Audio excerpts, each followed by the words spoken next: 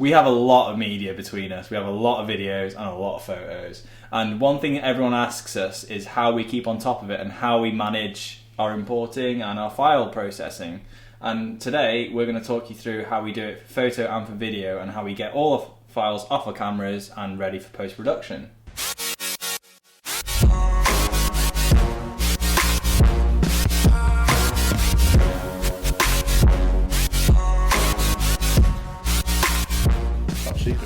Top secret stuff. Really is top secret stuff. Yeah. Like, I think we should vet the viewers, even to the point where, you know... What makes you worthy of this? Well, it's inside the golden boxes, isn't it? Of course, Sam's video and I'm photography, but your Lightroom is shocking. Oh, it's so bad. Like, I have no idea. But actually, let's just stop the press for a minute. Open your laptop. It's so embarrassing. Just before we go into this, because I won't have all the Final Cut side of things, because I don't edit on Final Cut, I edit on Premiere.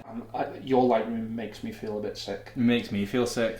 Like, it really does, because you don't know where your files are, you don't know what images you've exported, you don't know what images, to a certain extent, you don't even know what images you've imported. Oh, I have no idea. No. So all you do is you click on an image, don't you, and you just look at that sidebar. It's ridiculous. Oh yeah.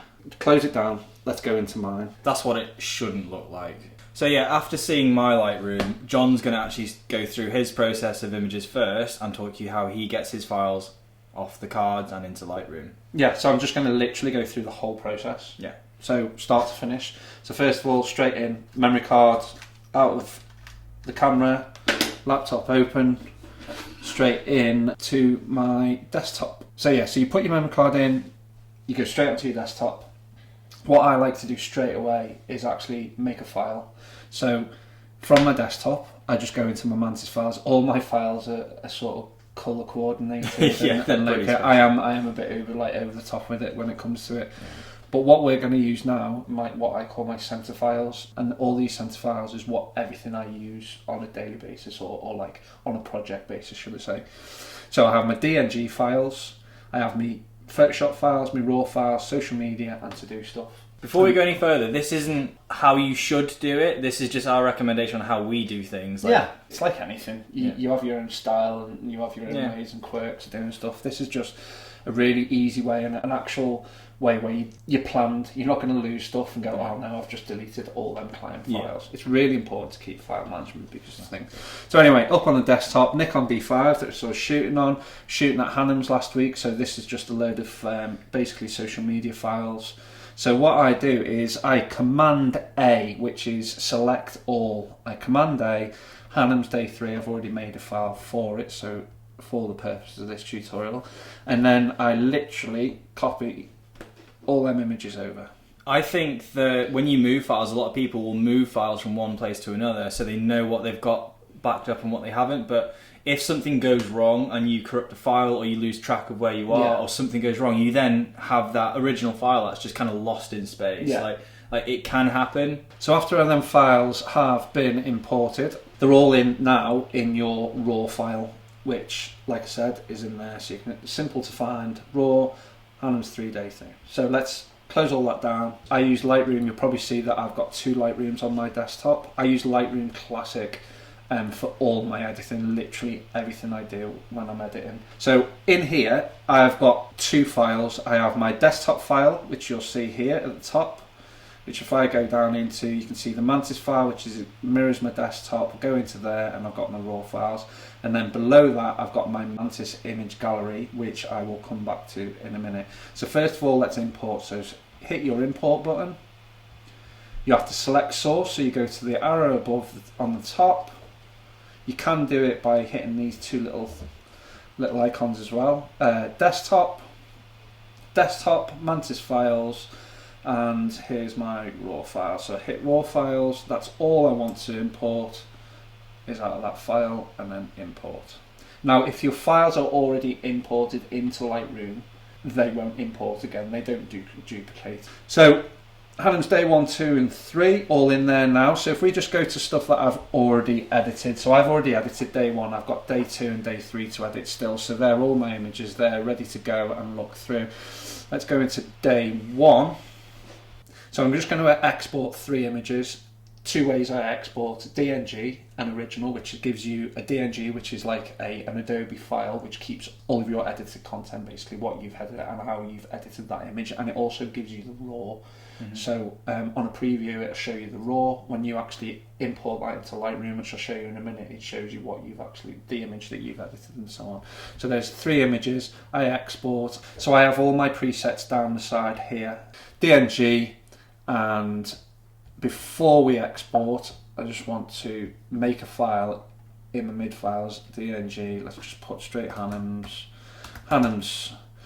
get out, and then we're going to export as DNG. We go into our Mantis files, our DNG files, there's the Hannums, and open.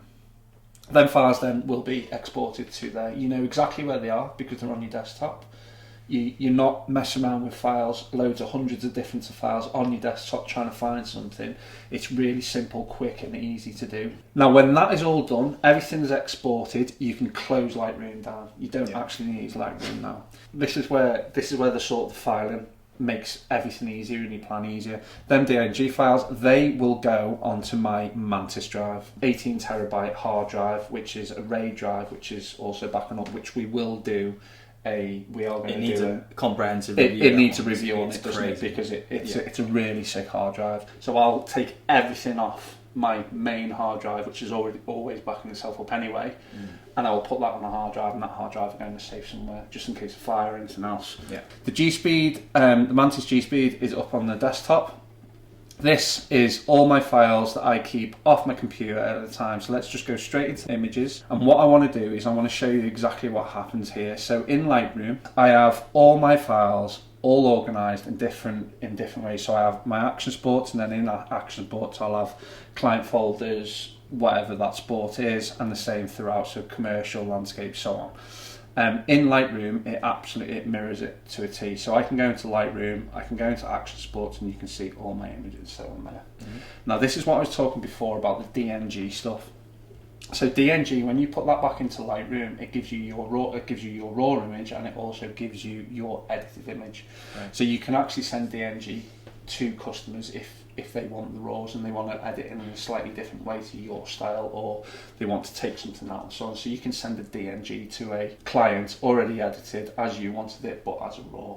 So we go into here, we open this, and we open the Mantis. So we go into again, desktop, Mantis, we want the DNG, we've got Hannums. Now Hannums already got a file on here. We go to Action Sports, it's wakeboarding, so I'm going to find wakeboarding, wake parks, Hannums, and then all we do is drop that folder into there, done and dusted, close it all up. If we go back into Lightroom and we just go import, click on the Mantis G drive, it'll come up. You just want the image gallery, take a second to load, import. Now that won't duplicate images, I'm adding to my catalogue. Alright, okay. So they're the 3 files there. You can see Hannums come up.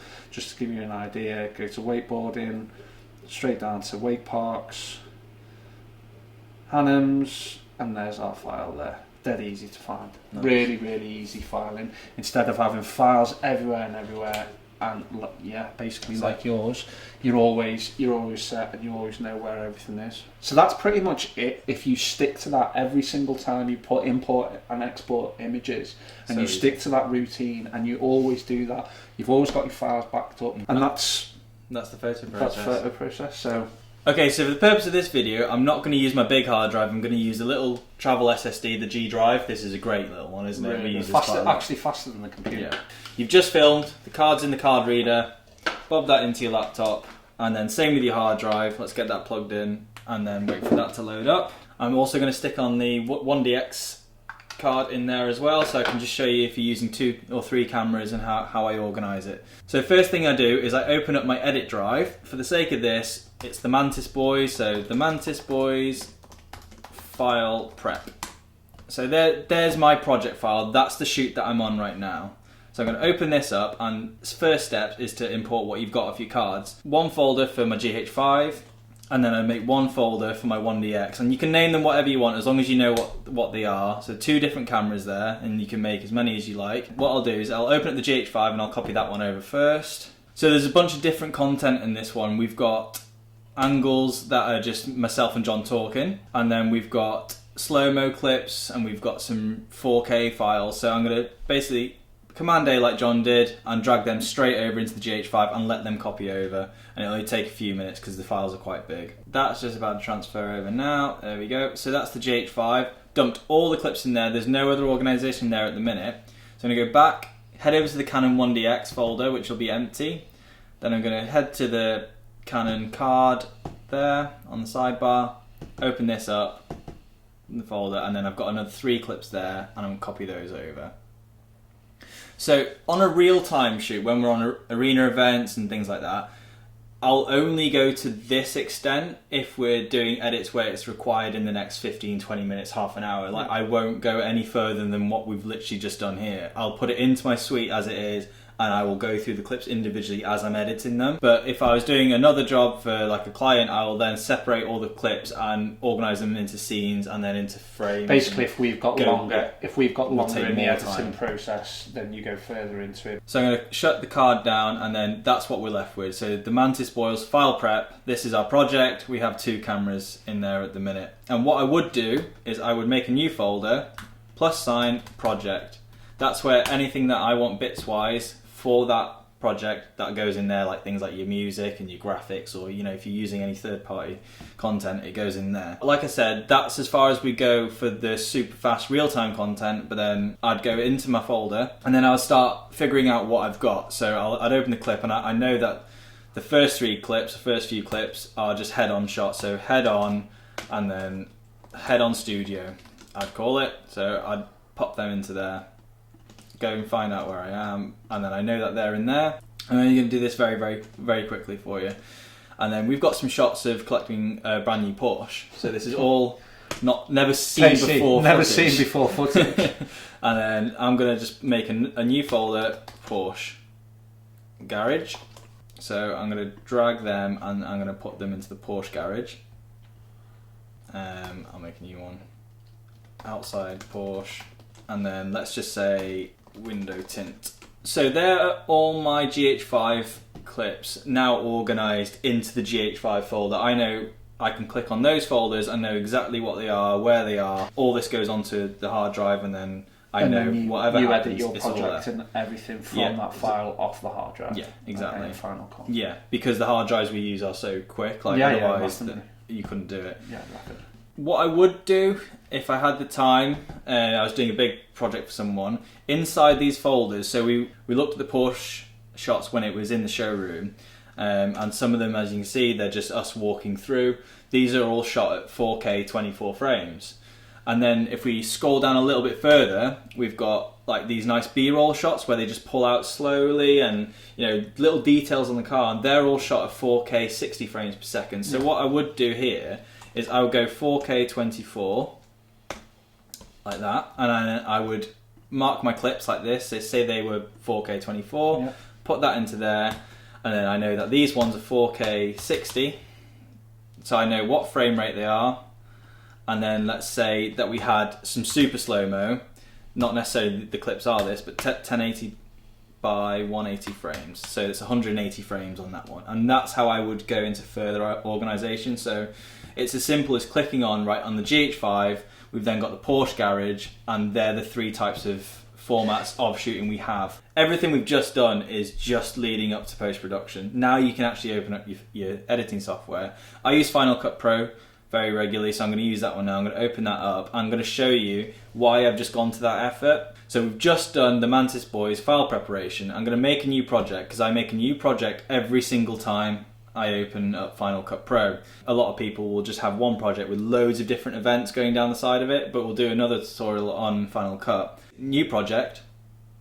This will then be saved onto the G drive that we're using here, because I'm editing off this hard drive, because these laptops are only 500 gigabyte, and that's pretty much one project, isn't it, most of the time. I'm going to go into the Mantis file prep folder, and in my project, this is where I'm going to store my project, so file preparation. Let's just put file prep for the sake of the video. That's the library at the top, okay? That's the library up there, and then you get a smart collection, which you don't have to worry about too much, and then this is where I rebuild my folders. So you know how I said I make a project file? I do the same here in events. And then what I do is I'll make a GH5 folder. So GH5. And then we're going to do one more folder, the 1DX. But that's as far as you need to go with this. You don't need to then go and make all the other folders that you've just done. On the 1DX, I'm simply going to get the 1DX file and I'm going to drag it onto the event. And I'm going to drop it on the event. I'm going to go back to my Finder, get the GH5 project, I'm going to put that straight over to the GH5 event and I'm going to drop that. So doing that, it will make its own keywords in Final Cut Pro. So you can see on my screen that I've got everything that I've literally just made in the GH5 folder. So I've got my head-on studio shots. Yeah, I'll drag that out so you can see. You've got the outside Porsche, and then you can see they're outside. So basically, the fundamentals of your sort of filing system all starts at the very beginning. It's nothing to do like with me.